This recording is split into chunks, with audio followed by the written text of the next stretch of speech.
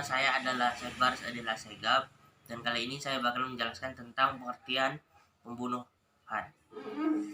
Pembunuhan ialah suatu tindakan yang sangat dilarang keras oleh Islam, karena pembunuh itu adalah suatu larangan yang menyebabkan bahwa iman dari suatu umat muslim itu menjadi lepas.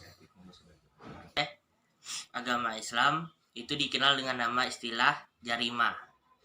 Pembunuhan dapat terjadi dikarenakan oleh hasrat suatu manusia yang menyebabkan dia ingin membunuh suatu manusia lain dengan cara sadis ataupun tidak.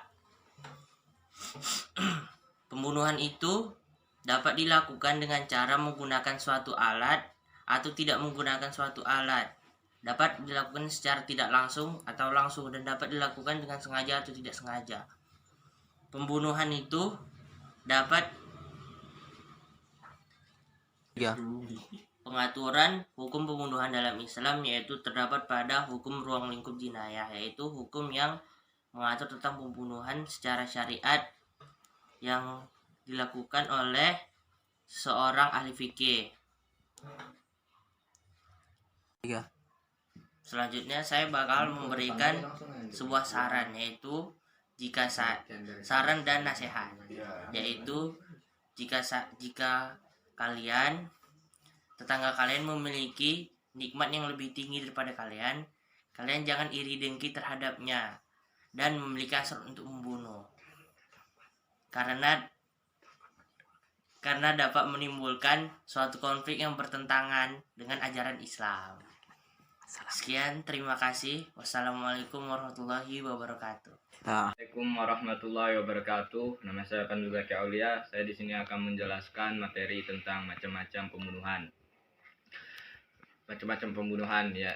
Pembunuhan terbagi dan tergolong 3 macam, yaitu pembunuhan disengaja atau biasa disebut al-qatlu al-amdi, ya, dan yang kedua adalah pembunuhan yang terjadi seperti tidak disengaja atau al-qatlu syihbu al-amdi, dan yang ketiga adalah pembunuhan yang disebabkan oleh kesalahan atau al-qatlu al-khata.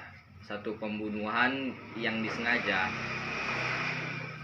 yaitu adalah pembunuhan yang telah direncanakan menggunakan senjata mematikan. Dikatakan pembunuhan yang disengaja terjadi apabila ada pelaku yang sebelumnya berniat membunuh menggunakan senjata atau alat yang mematikan. Pembunuhan seperti disengaja yaitu menghilangkan nyawa seseorang tanpa ada niatan membunuh dan tidak menggunakan senjata yang biasanya tidak mematikan namun dapat menghilangkan nyawa seseorang. 3.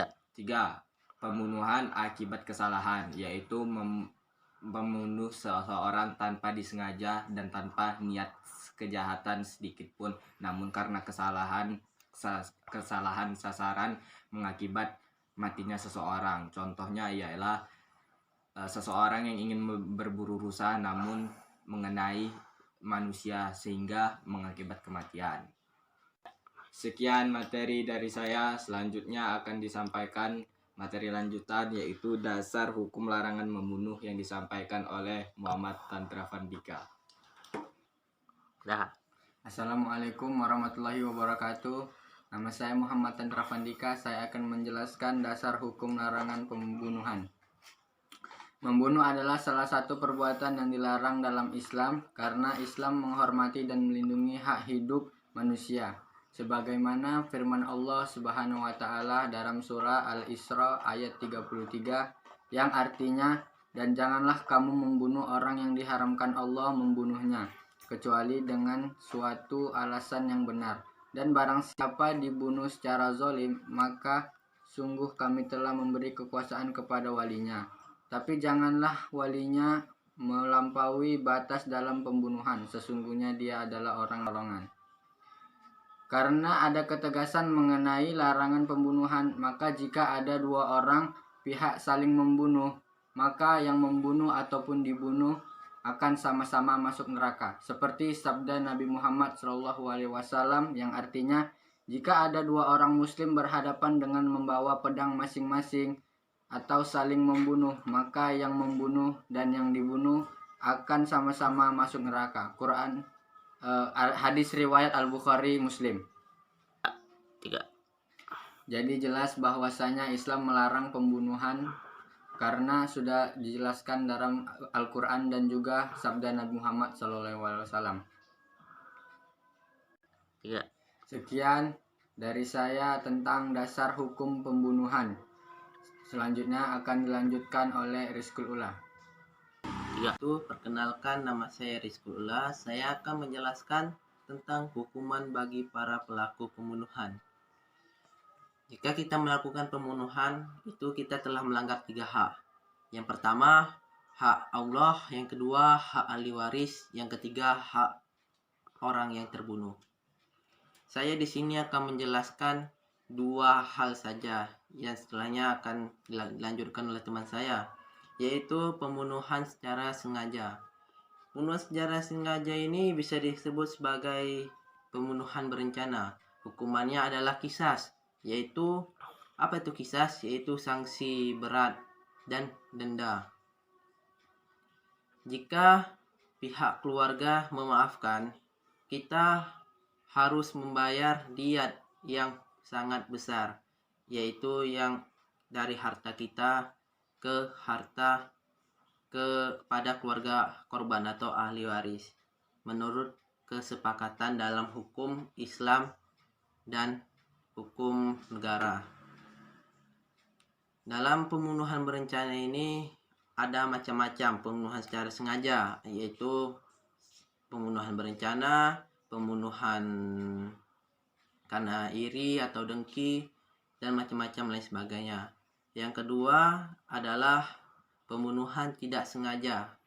Pembunuhan tidak sengaja ini hampir sama sih, hukumannya sama pembunuhan sengaja, yaitu qisas dan sanksi atau denda berat. Tapi di sini bedanya, kita membayarnya per tahun. Boleh dalam 3 tahun atau kesepakatan dari pihak keluarga. Itu aja dari saya.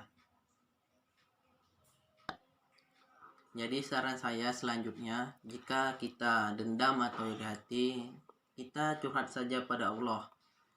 Ya Allah, kita iri atau dendam nih pada orang lain. Semoga bukakanlah jalur hati kita melalui sholat-sholat sunnah tengah malam atau sering kita sebut sebagai tahajud. Dengan begitu hati kita telah menjadi tenang. Itu saja sih dari saya. Kalau ada kata-kata yang salah atau yang lebih atau kurangnya, saya mohon maaf. Assalamualaikum warahmatullahi wabarakatuh. Assalamualaikum warahmatullahi wabarakatuh. Nama saya Nazira Balkis Mardatilah. Saya ingin menyampaikan tentang dasar hukum larangan bagi membunuh. Membunuh adalah salah satu larangan bagi Islam, karena di dalam Islam kita dianjurkan untuk saling melindungi dan menghargai sesama manusia. 4. Hukum bagi pelaku pembunuh. Orang yang telah membunuh telah melanggar 3 hak, yaitu hak Allah, hak ahli waris, dan hak bagi orang yang terbunuh. Assalamualaikum warahmatullahi wabarakatuh. Nama saya Olivia Aisyah Karim Suwandi. Saya akan membacakan dalil dasar hukum larangan membunuh. Wala taqtulun nafsal lati haramallahu illa bil haqqi wa man qutila mazluman faqad ja'alna liwalihi sultanan fala yusrif fil qatli innahu kana mansur. Artinya, dan janganlah kamu membunuh orang yang diharamkan Allah, kecuali dengan suatu alasan yang benar. Dan barang siapa dibunuh secara zalim, maka sungguh kami telah memberi kekuasaan kepada walinya.